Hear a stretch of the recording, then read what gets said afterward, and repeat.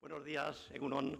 Es un placer estar aquí. Quiero empezar dando las gracias a los organizadores, a los Calzaindía y en particular a Miren y a Pello por haberme invitado a participar en esta jornada, que me parece muy interesante. Y bueno, estoy encantado de estar en Donosti y gracias a ustedes por asistir a esta charla. Les voy a hablar de la obra que ven en pantalla, que es la nueva gramática de la Academia, publicada en 2009. Como ven, tiene 3 volúmenes, uno de morfología y sintaxis, otro solo de sintaxis, uno de fonética y fonología y un DVD con la pronunciación, la entonación y ritmo del español en todas sus variedades.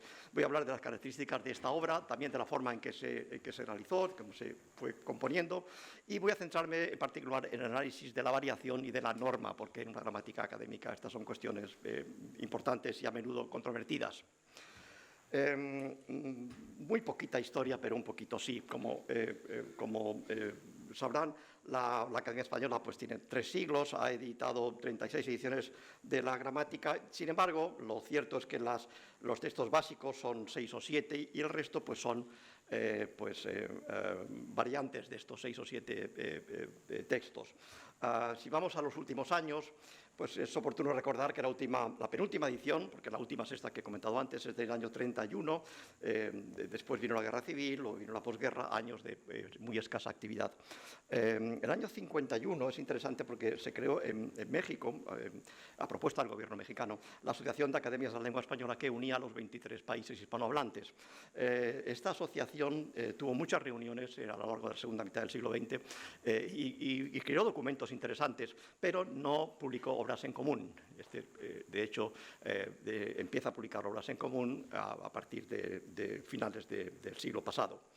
En el año 61, la Real Academia Española quería retomar el proyecto de la gramática y encomendó el borrador a Fernández Ramírez y Gili Gaya, que escribieron el que quizá ustedes conozcan, Esbozo de una nueva gramática, una obra que estuvo en las librerías mucho tiempo y que acabó por ser abandonada porque realmente había poca reflexión sobre el español americano. El español americano es el español del 90% de los hispanohablantes del mundo. En España vivimos el 10%. Esto es un secreto a voces que la Academia durante años, siglos, pues parece que ocultó.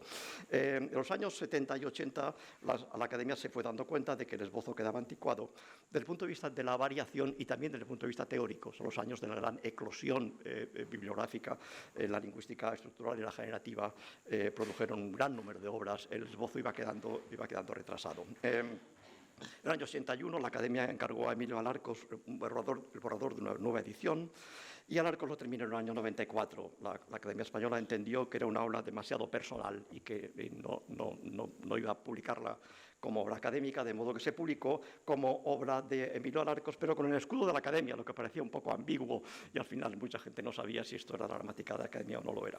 Lo cierto es que no lo era. El año 95, del 95 al 98, la Real Academia comenzó a recopilar materiales pensando en una nueva edición de la gramática. En el año 98 es muy importante en la historia de este proyecto porque en el Congreso de Academias de Puebla, de México, las academias de los 23 países acordaron que había que hacer una nueva edición colegiada, es decir, elaborada por todas las academias conjuntamente, el primer rasgo. Y segundo rasgo, que prestara especial atención a la variación geográfica del español en todas las áreas de las que se habla en todos los países. De modo que el proyecto era de enorme envergadura. Yo fui nombrado coordinador de este proyecto y estuve trabajando en él pues, muy intensamente durante 11 años. A lo largo de estos 11 años se crearon comisiones de gramática en todos los países hispanohablantes.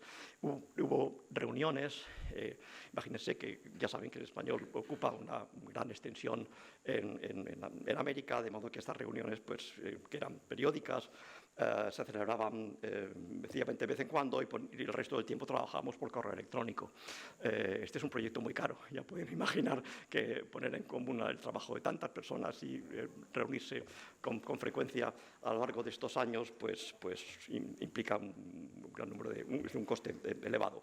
Bueno, pasaron 11 años, en el año 2009 publicamos los 2 primeros volúmenes, Morfología y Sintaxis, y que hoy están de acceso libre en la red, de modo que cualquiera puede entrar en la página de la Academia y consultarlos.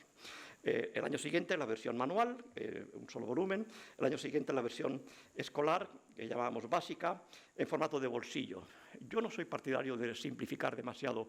Ustedes saben que cuando se resume en exceso, uno acaba desvirtuando los contenidos, y esto es peligroso siempre, de modo que esta es una obra que está en el límite entre lo que es resumir lo esencial y la simplificación, que podría ser excesiva. Yo creo que no, que la gramática básica mantiene los contenidos fundamentales. Nos han propuesto versiones todavía más breves y hemos dicho que no, que hasta ahí podemos llegar. Es decir, que 300 páginas en formato de bolsillo ya es más que suficiente. En 2011 se publicó el volumen de Fonética y Fonología y también el DVD al que he hecho referencia antes. La nueva gramática, como les decía, es una obra colegiada, es una obra colectiva, elaborada por las 22 academias, o 23 contando la española, y aún así intervinieron como consultores y como redactores un buen número de lingüistas no académicos, de modo que contamos con especialistas de la universidad. Y el trabajo fue complicado porque había que armar todo eso en un solo proyecto, textos de diferente procedencia y autoría, materiales muy distintos. Y creemos que el resultado pues, fue aceptable, que hay un grado de... que la obra es coherente y el tono descriptivo es el mismo. De hecho, uno abre la nueva gramática por cualquier lugar y nota el mismo tono descriptivo, aunque un capítulo está escrito a veces 6 años, 7 años, 8 años antes del capítulo siguiente. Creo que está bastante cuidado el tono descriptivo de la obra. Es descriptiva a la vez y normativa, y luego dedicaré unos minutos a explicar por qué eso no es contradictorio, porque puede ser a la vez descriptiva y normativa, y no hay contradicción. Y dedica, como ya he dicho, especial atención a la variación por oposición a otras gramáticas del español. Las gramáticas académicas, hay que decirlo claramente, apenas recogían el español americano, que es el español mayoritario. Este punto también es importante. La oposición que manejamos no es español de España frente a español de América, por la sencilla razón de que el español de América no existe como unidad paralela al español de España. Las diferencias entre el español de México y el de Argentina son mayores que las que existen entre cualquiera de los dos y el español de España. De modo que la oposición que manejamos es español común frente a español diferencial. Esa es la relevante. De modo que si una construcción sintáctica o una pauta morfológica se usa en todos los países, la presentamos como español común. Ahora, si representa un solo país y a veces ese país es España, como ahora pondré ejemplos, también hay que decirlo. No contiene formalización, empleamos corchetes no etiquetados para segmentar. En lingüística es muy importante segmentar, en morfología y en sintaxis. Nosotros usamos corchetes, pero no hay árboles, no hay otro tipo de formalización. Tenemos repasos y panoramas simplificados de la mayor parte de las cuestiones fundamentales de la morfología y la sintaxis. El que quiera averiguar qué es lo fundamental que hay que saber sobre las oraciones de relativo o sobre los infinitivos o sobre los pronombres reflexivos, tiene un buen panorama. Nos han criticado por el hecho de que esta edición no contiene bibliografía. Seguramente la próxima edición añadirá unos 4 títulos básicos de bibliografías sobre cada tema. Ya saben que la bibliografía es desbordante siempre y nos supera a todos. Esta no es una gramática teórica, pero el texto no es ajeno a las unidades de análisis y a los problemas que son comunes de los estudios lingüísticos o teóricos contemporáneos. Dicho de otra forma, esta es una gramática de este tiempo, que es una gramática actual, de modo que lo que actualmente se discute en la bibliografía aquí está reflejado. Y el lector que sabe leer entre líneas se da cuenta. Y el que no, esperamos que lo entienda, aunque no haya leído esa bibliografía, de modo que eso está especialmente cuidado. No evita las cuestiones polémicas. Yo sé que a mucha gente no le gusta que le hablen de cuestiones polémicas. Esto puede ser así, puede ser de esta otra forma. Quiere una sola respuesta. Hay muchas cuestiones polémicas en gramática y sobre algunas de ellas hay congresos internacionales. Las academias no pueden decir esta es la respuesta correcta. No se puede hacer. Hay que presentar la cuestión como objetivamente controvertida, dar argumentos a favor de una postura o de otra y dejar así las cosas. Y ya muchas personas, bueno, algunas nos han criticado por hacer esto, en lugar de decir esta es la postura correcta. algunos dicen, hay muchos teólogos, pero cuando el Papa dice esta es la opción adecuada, los teólogos tienen que callarse. Pues no, esto no es teología, la gramática es otra cosa. De modo que las polémicas existen como existen en ciencias, y el hecho de que algo sea objetivamente controvertido pues es bastante natural. Esta es una gramática de referencia, está concebida como tal. El concepto de reference grammar, como ustedes saben, es muy frecuente en la lengua inglesa. En la gramática, en la tradición hispánica nunca se usó este concepto, pero nosotros creemos que es una gramática de referencia para profesores y estudiantes de varios niveles académicos. Esta no es una obra de dialectología, un tratado de dialectología, a pesar de que contiene un análisis muy detallado de la variación. En la gramática todos son matices, siempre. En la gramática todo es sutil. Y una gramática debe ser sensible a la relación entre la forma y el sentido, sea cual sea la construcción que analice. De modo que nosotros queremos atender a los matices de cada expresión lingüística, y eso lleva pues, tiempo y también requiere espacio. Y esto no es un catálogo de usos, sino una gramática de matices, porque, como les decía, en la lengua todo es sutil siempre. Este equilibrio entre tradición y modernidad que nosotros buscamos siempre es difícil. A veces tenemos que movernos en la cuerda floja. Esta que les decía que creemos que es una gramática de este tiempo, pero al mismo tiempo hay cuestiones tradicionales que deben describirse, pues que pertenecen a la tradición, a la descripción de siempre. Las gramáticas tradicionales son gramáticas de un autor, generalmente que trabajaba en solitario. Las gramáticas modernas son síntesis de la investigación contemporánea. Esa es la gran diferencia. Y creemos que esta gramática, también encaja en esta forma de ver las cosas. No es una gramática de autor, es una especie de un intento de hacer una síntesis accesible para todo el mundo de la investigación contemporánea. Distinguimos, por supuesto, sistemáticamente entre gramaticalidad e incorrección, gramaticalidad y agramaticalidad, algo que ninguna gramática tradicional hizo nunca. La gramaticalidad es un aspecto interno o sistemático, la incorrección responde a la valoración social. Como ustedes saben, las secuencias incorrectas están atestiguadas, de modo que las presentamos como tales, y entendemos que la incorrección es una valoración del prestigio o el desprestigio que objetivamente presenta la construcción. De modo que las secuencias agramaticales no están atestiguadas, y nosotros usamos el asterisco como se hace en la mayor parte de las obras contemporáneas. El uso del asterisco es importante en cualquier descripción gramatical porque muestra que el sistema es restrictivo. Por eso es importante, porque hay restricciones y porque tiene, por tanto, un valor heurístico, un valor interpretativo. El asterisco en nuestra obra es marca de agramaticalidad, no de incorrección. Para la incorrección no hay ninguna marca. Explicamos, esto está desprestigiado y se recomienda evitarlo, pero no hay una marca que diga esto es incorrecto. Ya lo explicaré por qué. La incorrección está sujeta a variación dialectal. Por lo tanto, una marca difícilmente podría reflejar este hecho. Nosotros combinamos datos obtenidos de corpus lingüísticos con datos construidos, aproximadamente mitad y mitad. Esta es una práctica habitual en las gramáticas tradicionales, que combinaban datos inventados, construidos ad hoc, y datos obtenidos de textos. Las fuentes de datos, la mayor parte de datos de lenguas escrita, claro, literaria, periodística. Hay muchos ejemplos de periódicos de todo el mundo hispanohablante. La lengua periodística refleja es lengua actual y viva y representativa. También fuentes científicas y unos pocos datos de lengua oral. La razón es que tenemos pocos corpus orales en español, hay pocos, en comparación con el gran número de corpus que tenemos de lengua escrita. Esa es la razón. La gramática contiene unos 40.000 ejemplos, la mitad, como digo, procedentes de textos y la otra mitad construidos. Los textos escritos se extrajeron de casi 4.000 obras, las citas, como ven, se acercan a las 20.000, y tenemos 307 cabeceras. Una cabecera es un periódico, o sea, el Excelsior de México es una cabecera, y La Nación de Buenos Aires es una cabecera, y de cada cabecera tenemos muchos ejemplares.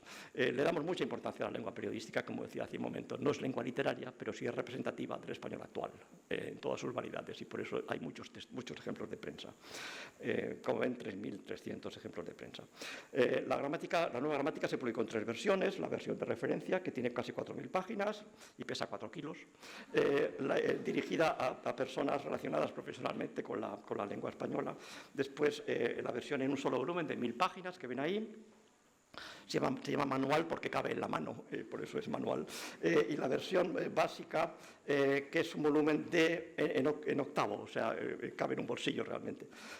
Y es, como les decía, está mucho más simplificada. Dirigida a estudiantes no universitarios y a personas sin apenas formación lingüística. Es un libro para bachillerato, últimos cursos de bachillerato, que creemos que ese puede ser el destinatario. Y como les decía, no queremos hacer una versión más simplificada, porque sería desvirtuar. Creemos que hasta ahí mantenemos la esencia de la obra. Se podría hacer más breve, no todo se puede resumir, pero uno tiene que llegar a cierto límite, porque a partir de ahí empieza a excederse, a desvirtuar los contenidos. No está de más recordar que hay 3 clases de gramáticas atendiendo a la autoría. A veces se confunden las de autoría múltiple con autoría colectiva, no es lo mismo, y te recuerdo brevemente la diferencia. Las gramáticas de autor único son las gramáticas tradicionales, y también algunas elaboradas por lingüistas estructuralistas. Alarcos hizo una gramática, Tocqueville hizo una gramática, Martinet hizo una gramática. Bueno, las gramáticas de autoría múltiple son gramáticas elaboradas por varios autores o colaboradores, y a veces auspiciadas por instituciones. Una característica importante es que el autor no suele saber quién ha redactado cada capítulo, aunque se hagan públicos los nombres de los participantes. De modo que EGLU es una gramática de este tipo en 7 volúmenes, la gramática de los Kansaindia, y luego tenemos la gramática más usada actualmente del holandés, es esa que ven ahí, es una gramática del mismo tipo. La gramática que elaboraron Greenbaum, Leach y Svarvik en los años 70 es una gramática también de este tipo, porque uno no sabe quién ha redactado cada una de las partes, todos firman todo. Y también, por supuesto, la gramática del Institut d'Estudis Catalans es una gramática de este tipo, y la nuestra, de modo, por eso estoy distinguiendo las gramáticas institucionales como son estas. Esta quizá, aunque hay 2 autores nada más, es una gramática de 2 autores. Las de autoría colectiva son gramáticas elaboradas por varios autores y cada uno firma su capítulo, y es distinto de lo anterior. Estas gramáticas pueden considerarse un subgrupo de los modernos handbooks. Como que a este tipo de gramática corresponde la grande gramática italiana de consultaciones, la gramática que Violeta de Monte y yo dirigimos hace ya 20 años, que lo diría, han pasado 20 años ya, que es esta que ven ahí. También la gramática del catalán contemporáneo es este grupo, y la gramática del portugués, que es una gramática no terminada todavía, falta un 3er volumen, muy interesante. Antes hablamos con Rosario de esta gramática. Pertenece, por tanto, a gramática en que cada autor, nos decía, firma su capítulo, y hay coordinadores que se ocupan de integrar todo el material. La gramática de José Ignacio Walde del euskera pertenece a este grupo, y ustedes la conocen, y también la gramática de la lengua portuguesa que editó María Elena Mira Mateus hace unos cuantos años, pertenece a este mismo grupo. Quizá luego me parece que vamos a tener una mesa redonda para hablar. Quizá podemos hablar un poco de una cuestión sobre la que voy a pasar de puntillas. El futuro de los tratados gramaticales es incierto. En la actualidad apenas se escriben gramáticas, porque las gramáticas están siendo, debido a tratados de gramática, se hacen libros de texto, manuales, me refiero a tratados de gramática. Apenas se escriben porque están siendo sustituidos por los handbooks en el panorama internacional. Esto es una situación real. Yo creo, les doy mi punto de vista, que está empezando a ocurrir lo que hace años ocurrió en el mundo de la medicina. Ustedes no pueden ir a una librería y pedir un tratado general de medicina, porque no existen. Ustedes pueden comprarse un tratado de medicina interna, o de medicina geriátrica, o de medicina familiar, pero no pueden comprarse un tratado de medicina porque ya no existen.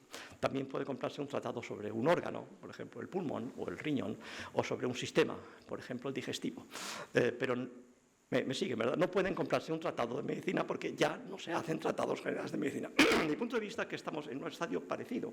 Creo que dentro de poco,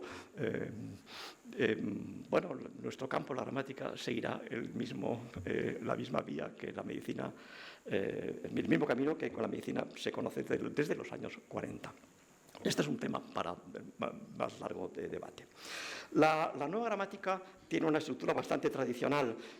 Tenemos un capítulo introductorio sobre unidades de la gramática que, como ven ahí, pues unidades de la morfología, de la fonética, de la sintaxis, una presentación preliminar. Las piezas de rompecabezas, las unidades con las que trabajamos los gramáticos son estas, definidas, descritas, y es el primer capítulo.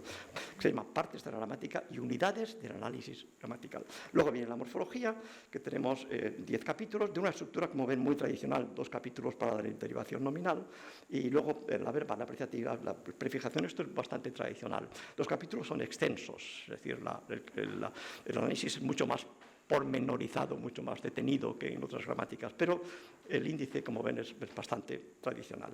Tenemos luego la sintaxis, 21 capítulos para las clases de palabras, como ven también de acuerdo con una estructura tradicional, 2 capítulos para el artículo, el definido y el indefinido, que tienen propiedades distintas del pronombre personal, los demostrativos. Los cuantificadores también tenemos 2 capítulos. Para el verbo tenemos 6 capítulos, porque tiempo y aspecto van por un lado, los tiempos del subjuntivo e indicativo por separado.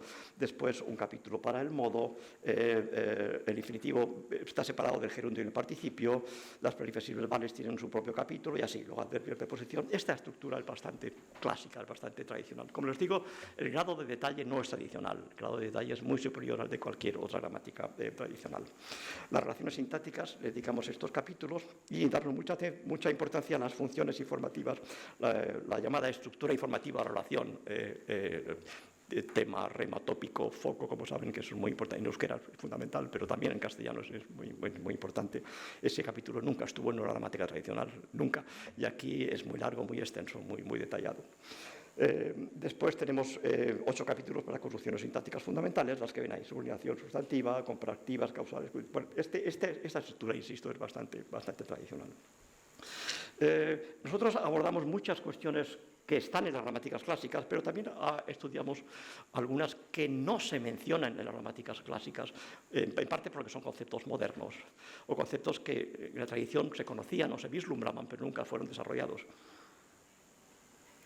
Les pongo algunos ejemplos. La gramática tradicional. Las gramáticas tradicionales no prestan atención a la cuantificación apenas, a la estructura informativa que acabo de mencionar, a la posición de los pronombres átonos, sobre los que hay mucho que decir, al aspecto léxico, la Aktionsakt, a los predicados inacusativos, que tienen muchas propiedades importantes, a las subclases sintácticas y semánticas de palabras, a la predicación secundaria, los complementos predicativos, los actos de habla, las comparaciones, las construcciones comparativas y superativas, y muchos más, muchas más pautas, esquemas sintácticos que nosotros tratamos con bastante detalle y que la tradición sencillamente pues apenas se mencionaban o no existían. Voy a centrarme ahora en la variación, como les decía. La variación y la norma como tal, como concepto, es siempre polémico, y les voy a explicar qué es lo que hemos hecho y cuáles fueron los criterios adoptados. Distinguimos, como suele hacerse, entre 3 tipos de variación: la diacrónica. Esta no es una gramática histórica, pero a veces es imprescindible hacer referencia a la historia. Es imprescindible. Si uno explica los críticos, es imposible dejar de hacer referencia a la historia, y otras construcciones también. La variación geográfica, por supuesto, les he dicho que esta es una gramática del español en su conjunto, en todas sus variedades, y la variación social, y distinguimos, como suele hacerse, la variación diafásica de estilos y registros y la variación de niveles lingüísticos o sociolectos, que es la que se llama diastrática. Les pongo un ejemplo. Como saben, hay personas que en castellano dicen me se cayó en lugar de se me cayó.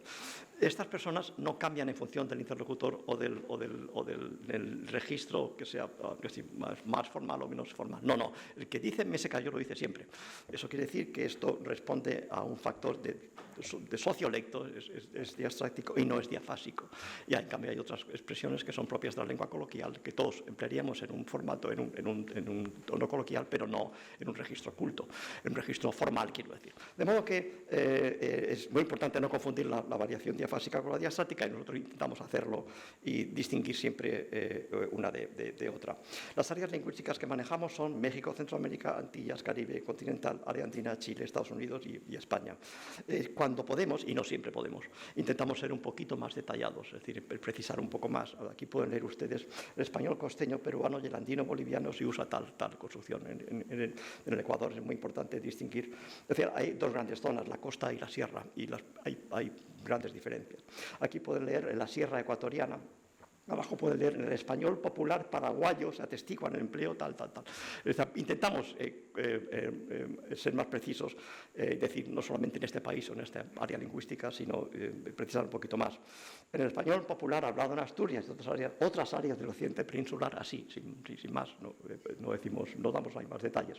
El español popular yucateco, que es el hablado en Yucatán, como saben, en una península de México, y así, de modo que esta intenta ser una gramática del español en su conjunto, del español total, atendiendo a áreas lingüísticas, y cuando es posible intentamos afinar un poco más. En español hablado en la zona noroccidental de España, ahí tienen, pues se usan muchos verbos pronominales sin pronombres, no se dice, como saben, en Asturias se dice el jarrón rompió y se dice las manzanas pudrirán, mientras que yo diría se pudrirán, no, ese es un rasgo. No hay referencias a otras lenguas, pero a las románicas sí, de vez en cuando. Ahí lo ven el portugués, el francés, no hay referencia al inglés, al alemán, a lenguas germánicas ni de otro tipo, pero las lenguas románicas parece lógico que se comparen entre sí, de modo que sí tenemos referencias ocasionales a otras lenguas románicas. Y ahora voy a dedicar unos minutos a esta pregunta: ¿cómo puede ser a la vez descriptiva y normativa una gramática? Porque parece que uno tendría que elegir, bueno, o es descriptiva o es normativa, y nosotros queremos decir que es perfectamente posible que sea descriptiva a la vez que normativa. La respuesta es considerando la norma como una variable de la descripción, y voy a explicar un poquito por qué. Como ustedes saben, los sociolingüistas estudian el prestigio o el desprestigio de las construcciones en función de registros y niveles de lengua, y también en los países en los que no hay academias. Los sociolingüistas no condicionan su trabajo a la existencia de academias, de modo que un sociolingüista puede decir: esta expresión es propia de hablantes con bajo nivel de escolarización. Perfectamente. Nosotros decimos: esta expresión es propia de hablantes con bajo nivel de escolarización, por lo que se recomienda evitarla. Es decir, nosotros utilizamos estos juicios de valor como argumentos para recomendar las construcciones analizadas. Entendemos, por tanto, que el prestigio o el desprestigio es un dato objetivo. No siempre, a veces es sutil, y las academias pueden equivocarse al valorar es un problema perceptivo, pero es un dato objetivo que está ahí. Y la razón para recomendar el uso o para recomendar que se evite una construcción es la valoración que hacemos nosotros del prestigio o el desprestigio objetivo de estas obras. García Diego decía que la sociolingüística es la dialectología puesta de pie, que es una buena definición, o sea que en realidad al ponerla de pie lo que hacemos es multiplicar las dimensiones. Hay muchos más factores, mucho más variables que el geográfico. Es una buena caracterización de lo que es la sociolingüística. Lo que nos obliga a hacer esta caracterización es añadir muchas más variables. No basta decir se usa en tal país o en tal parte, antes decía Yucatán, no, se usa en tal registro o en tal nivel de lengua, es decir, al ponerlo de pie estamos añadiendo más dimensiones. Pero la norma es una variable de la descripción. Este es nuestro punto de vista. En el siglo XXI las gramáticas no pueden basar las recomendaciones normativas en la autoridad. No, eso no tiene sentido. Hay que basarlas en la evaluación de su prestigio, desprestigio social, que es, como les decía, un factor objetivo. A veces difícil de percibir o sujeto a polémica, pero entendemos que lo fundamental, ese valor es objetivo. Nosotros, nuestra gramática contiene recomendaciones normativas en un tono que creemos que es respetuoso y adecuado, del tipo se recomienda evitar, se aconseja emplearla. Nunca decimos yerra gravemente el que dice tal, no, o sea, nada de eso, no, es un tono siempre respetuoso. Pero si se fijan en la gramática, la última gramática de la Academia del año 1973, encontrarán cosas como la afectación pedantesca de una construcción y el solecismo plebeyo de otro. Bueno, esto no es aceptable, ni siquiera lo era en 1973.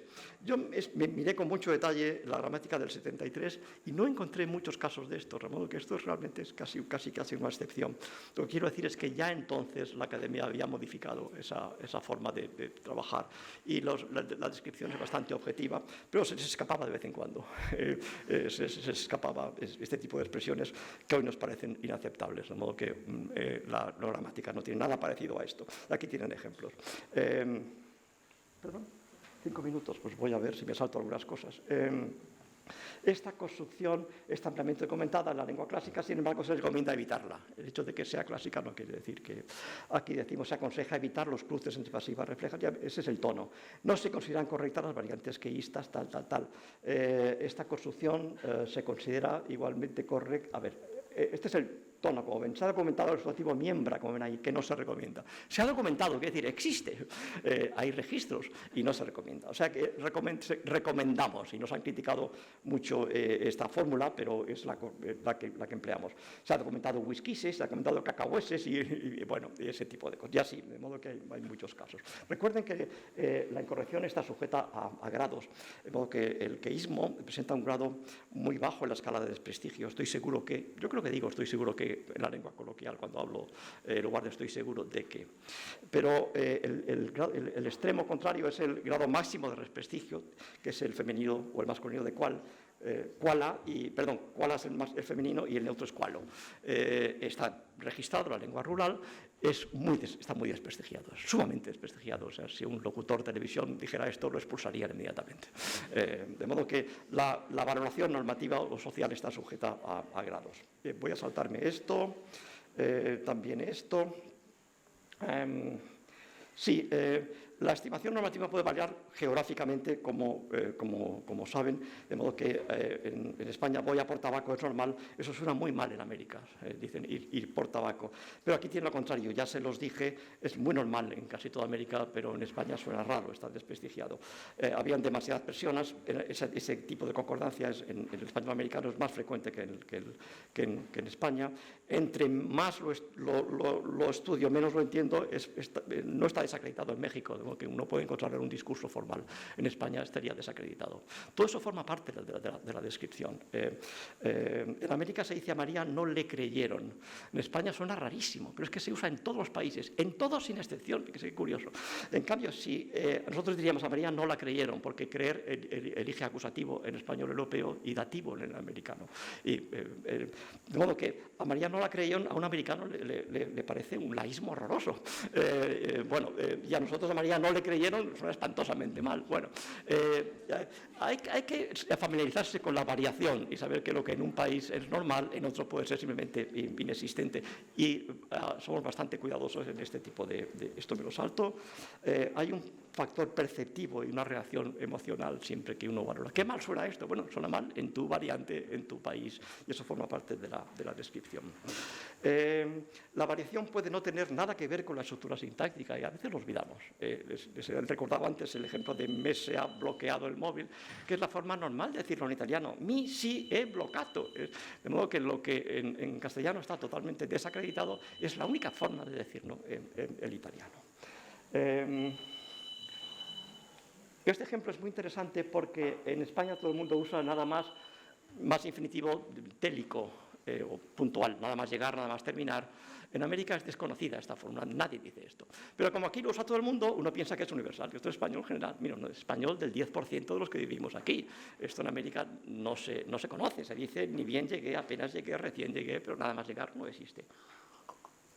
No, que el que lea nuestra gramática dirá, en España se utiliza la construcción tal, y se da cuenta que esto no es general. Bueno, les pongo estos ejemplos para mostrar que la valoración es un factor. La valoración involucra factores de tipo perceptivo que pueden variar considerablemente de una forma lingüística a otra.